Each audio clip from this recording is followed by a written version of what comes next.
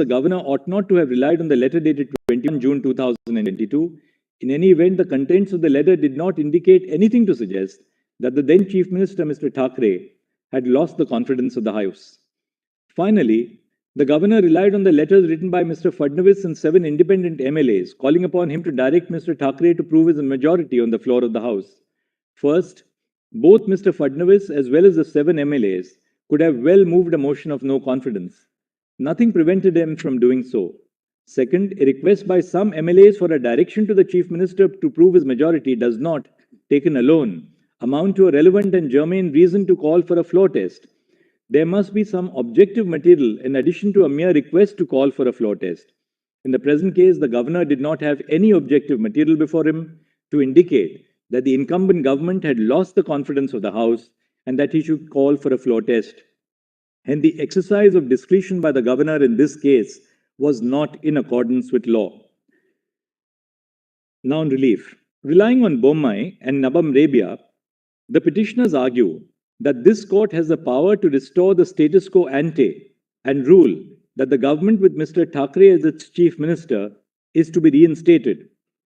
However, this argument does not account for the fact that Mr. Thackeray did not face the floor test on 30 June 2022 and submitted his resignation.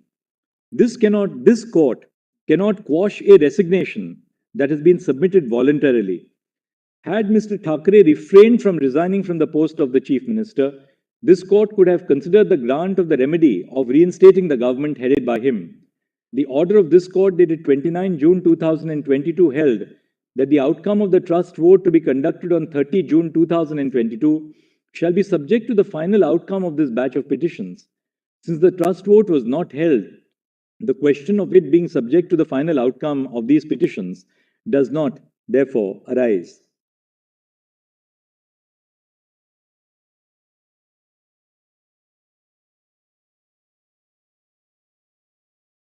Conclusions. In view of the discussion above, the following are our conclusions. A. The correctness of the decision in Nabam Rebia is referred to a larger bench of 7 judges. B. This court cannot ordinarily adjudicate petitions for disqualification under the 10th schedule in the first instance. There are no extraordinary circumstances in the instant case that warrant the exercise of jurisdiction by this court to adjudicate the disqualification petitions. The Speaker must decide the disqualification petitions within a reasonable period. C. An MLA has the right to participate in the proceedings of the House regardless of the pendency of any petitions for their disqualification.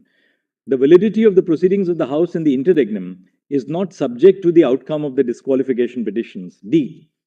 The political party and not the legislature party appoints the whip and the leader of the party in the House.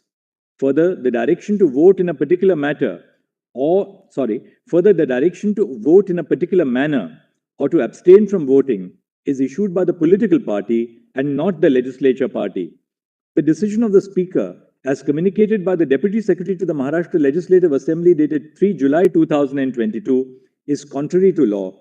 The Speaker shall recognize the whip and the leader who are duly authorized by the Shiv Sena political party with reference to the provisions of the party constitution after conducting an inquiry in this regard and in keeping with the principles discussed in this judgment. E.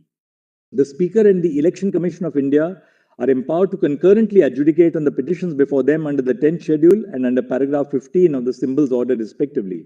F. While adjudicating petitions under paragraph 15 of the symbols order, the ECI may apply a test that is best suited to the facts and circumstances of the case before it. G. The effect of the deletion of paragraph 3 of the 10th schedule is that the defense of a split is no longer available to members facing disqualification proceedings. The Speaker would prima facie determine who the political party is for the purpose of adjudicating disqualification petitions under paragraph 2(1) of the 10th schedule, where 2 or more factions claim to be that political party. H.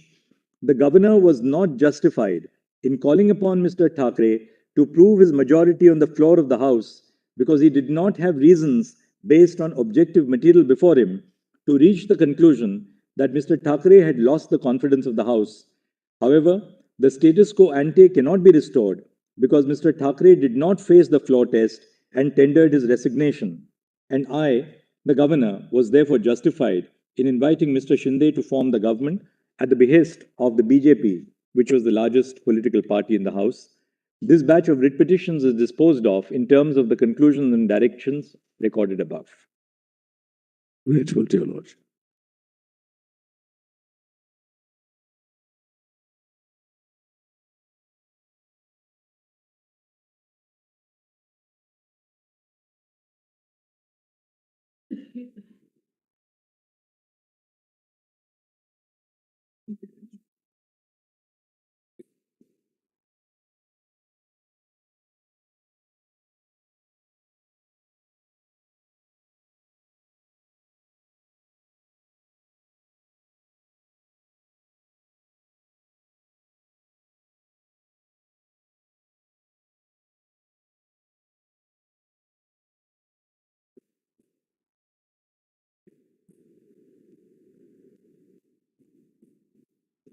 Immediately.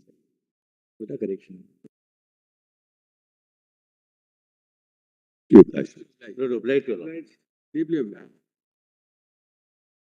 Thank you for all your assistance. We must thank the members of the bar. Really, You can never write very above the patient thoughts of hearing. which we come. Thank you. Thank you.